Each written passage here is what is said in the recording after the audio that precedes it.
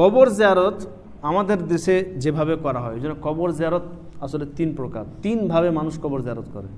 তার মধ্যে 2টো জায়েজ না, একটা হচ্ছে জায়েজ। একটা হচ্ছে শরীয়ত পদ্ধতিতে কবর জিয়ারত করা, দ্বিতীয় হচ্ছে বিদআতি পন্থায় কবর জিয়ারত করা, আর তৃতীয় হচ্ছে শিরকি পন্থায় কবর জিয়ারত করা। তো কবর জিয়ারত করতে হবে শরঈ পদ্ধতিতে। আমাদের দেশে যে প্রচলিত আছে, কবর জিয়ারত করতে যেতে হবে, বক্সাইতে হবে, সেখানে 11 বার সূরাতুল ফাতিহা পড়তে হবে, আর ইখলাস পড়তে হবে, দরুদ পড়তে হবে, আরও ইত্যাদি ইত্যাদি।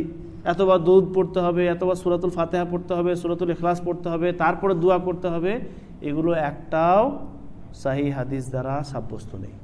না আল্লাহ রাসূল এভাবে কবর জিয়ারত করতে গিয়ে দোয়া করেছেন, না সাহাবা একরামরা করেছেন। এগুলো ঠিক নয়।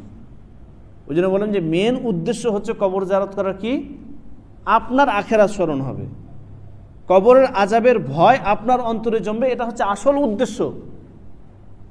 দ্বিতীয় যেটা উদ্দেশ্য সেটা হচ্ছে কবরবাসীর মাগফিরাত কামনা করা। ওখানে মাগফিরাত কামনা করতে গিয়ে বক্সাইতে হবে আরও ইত্যাদি কিচ্ছু দরকার না। মাগফিরাতের জন্য আপনি বাংলা ভাষাতে দোয়া করুন, আল্লাহ তাআলা আমার ভাইকে ক্ষমা করে দিন, আল্লাহ তাআলা আমার আব্বুকে ক্ষমা করে দিন, আল্লাহ তাআলা আমার অমুক আত্মীয় তাকে ক্ষমা করে দিন, তেনার ভুল ত্রুটিকে আপনি ক্ষমার দৃষ্টিতে দেখুন, তেনাকে জান্নাতবাসী করে দিন, তেনার জন্য জান্নাতের আলা মাকাম দান করুন, ইত্যাদি ইত্যাদিভাবে আপনি দোয়া করবেন। সেখানে আপনাকে এতবার দরুদ পড়তে হবে, এতবার সূরাতুল ইখলাস পড়তে হবে, এতবার সূরাতুল ফাতিহা পড়তে হবে। এই নিয়ম কোথায় থেকে এলো? হাদিসে তো নেই এরকম।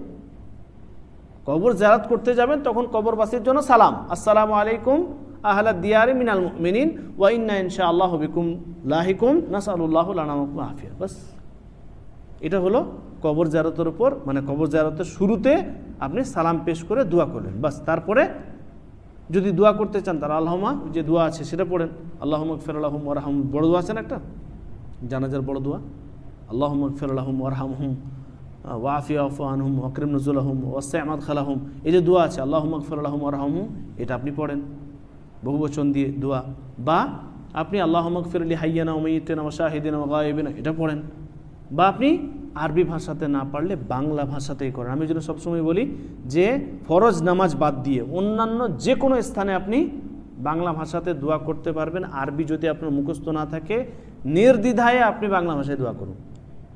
আল্লাহ তাআলা আপনার সমস্ত কথা, সমস্ত যা কিছু বলছেন সব কিছুই বুঝেন, ফলে আপনি বাংলা ভাষায় দোয়া করুন। যে কোনো জায়গায় কবরস্থানে জিয়ারত করতে গেছেন, সেখানে অমুক অমুক দোয়া পড়তে হবে, অমুক অমুক সূরা এতবার পড়তে হবে, এরকম কোনো নিয়ম বাধা নেই শরীয়তে।